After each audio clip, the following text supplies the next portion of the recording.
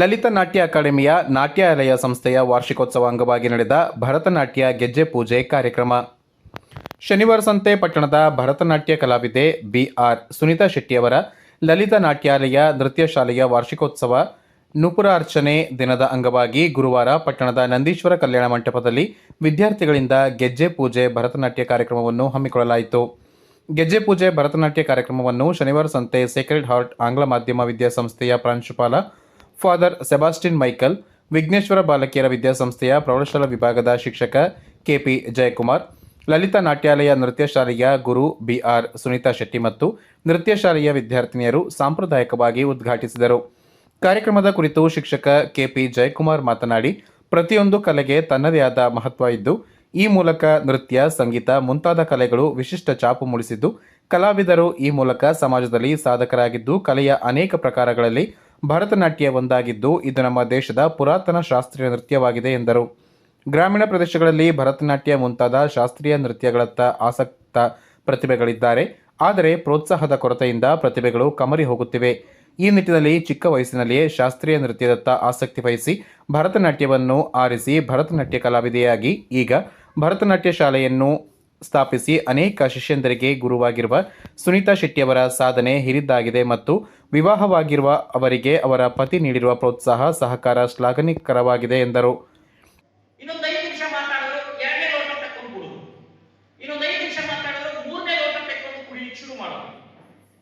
ಸಮಾರಂಭದಲ್ಲಿ ಎಲ್ಲರೂ ಕೂಡ ಹೀಗೆ ಶಾಂತವಾಗಿ ಕುಳಿತು ಕೇಳ್ತಾರೆ ಅಂತಕ್ಕಂಥ ಜನ ಇರಲ್ಲ.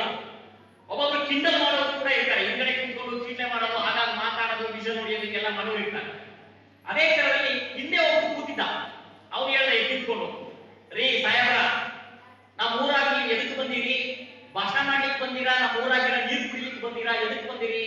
ನಮ್ಮ ಊರ್ನಾಗ ನೀರಿಗೆ ಬಹಳ ತ್ರಾಸ ಐತಿ, ಸ್ವಲ್ಪ ನೋಡ್ಕೊಂಡು ಕುಡಿರಲ್ಲ ಅಂತ ನೋಡಿ ಕಿಂಡಲ್ ಮಾಡ್ಲಿಕ್ಕೆ ಊರಿಗೆ ಕರೆದು ಸ್ಟೇಜ್ ಅಲ್ಲಿ ಗೆಸ್ಟ್ ಅಂತ ಕೂರಿಸಿ ಎಪ್ಪಾದ್ರು ಬಿಟ್ಟು ಹೋಗ್ತೀನಿ ಅಂತ ನೋಡಿ. ಇಂಥ ಹಾಸ್ಯಗಾರರ ಮಾತನ್ನ ಕೇಳಲಿಕ್ಕೆ ಬಹಳ ಖುಷಿ ಆಗ್ತದೆ. ಹಾಗಾಗಿ ನಾನು ಎಷ್ಟೊತ್ತು ಮಾತಾಡಬಹುದು ಅಂದ್ರೆ ಫಾದರ್ನೇ ಕೇಳ್ತೀನಿ. ಫಾದರ್ ನಾನು ಎಷ್ಟೊತ್ತು ಮಾತಾಡಬಹುದು? ಆ ಬೀಚಿಯವರ 72 ವರ್ಷ ವಯಸ್ಸಾಗಿದೆ.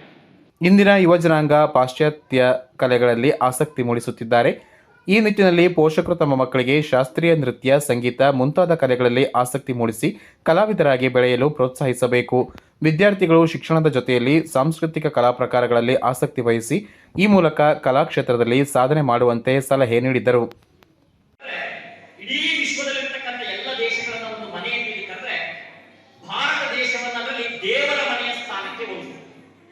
ಯಾಕೆ ಭಾರತ ದೇಶವನ್ನ ದೇವರ ಮನೆಯ ಸ್ಥಾನಕ್ಕೆ ಹೋಲಿಸಬಹುದು ಅಂತ ಹೇಳಿದ್ರೆ, ಇಲ್ಲಿ ಹುಟ್ಟಿರ್ತಕ್ಕಂತಹ ಪುಣ್ಯಾತ್ಮರು, ದಾರ್ಶನಿಕರು, ಆಚಾರ್ಯರು, ದಾಸಶ್ರೇಷ್ಠರು, ಸಾಹಿತ್ಯ, ಕಲೆ, ವಾಸ್ತುಶಿಲ್ಪ ಪ್ರಕಾರಗಳು ಇದೆಲ್ಲವೂ ಕೂಡ ಬಹಳ ಅತ್ಯುತ್ತಮವಾದಂತಹದ್ದು.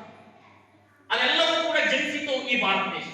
ಹಾಗಾಗಿ ಭಾರತ ದೇಶವನ್ನು ನಾವು ಒಂದು ಪವಿತ್ರವಾದಂತಹ ಮಣ್ಣು, ಪವಿತ್ರವಾದಂತಹ ಭೂಮಿ ಅಂತೇಳಿ ಕರೀತೇವೆ. ಕಾರಣ ಇಲ್ಲಿ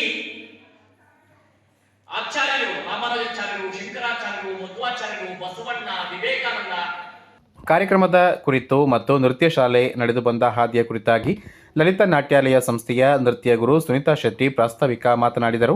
ಕಾರ್ಯಕ್ರಮದಲ್ಲಿ ಸೇಕ್ರೆಡ್ ಹಾರ್ಟ್ ವಿದ್ಯಾಸಂಸ್ಥೆ ಪ್ರಾಂಶುಪಾಲ ಸೆಬಾಸ್ಟಿನ್ ಮೈಕಲ್, ಸುನೀತಾ ಶೆಟ್ಟಿ ಪತಿ ವಸಂತ್, ಸೇಕ್ರೆಡ್ ಹಾರ್ಟ್ ವಿದ್ಯಾಸಂಸ್ಥೆಯ ಶಿಕ್ಷಕಿಯರಾದ ಶ್ವೇತಾ, ಆಶಾ, ಯಶೋಧ, ಸುನೀತಾ ಶೆಟ್ಟಿ ತಂದೆ ಬಿಪಿ ರಾಜು ಮುಂತಾದವರಿದ್ದರು.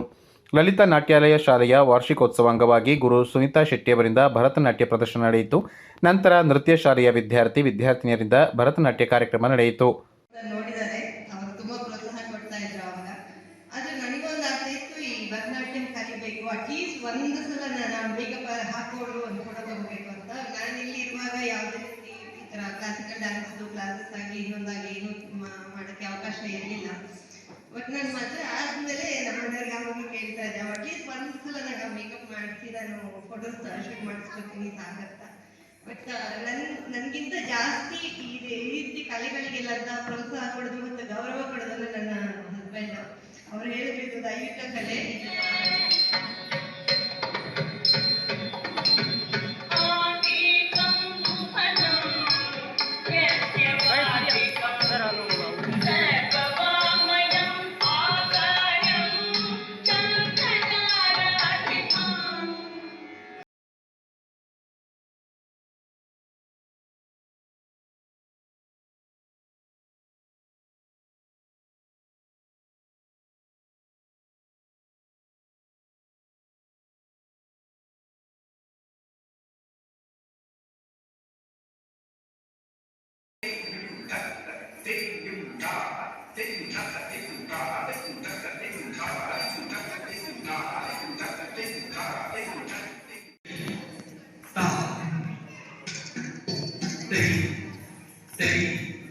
Stop.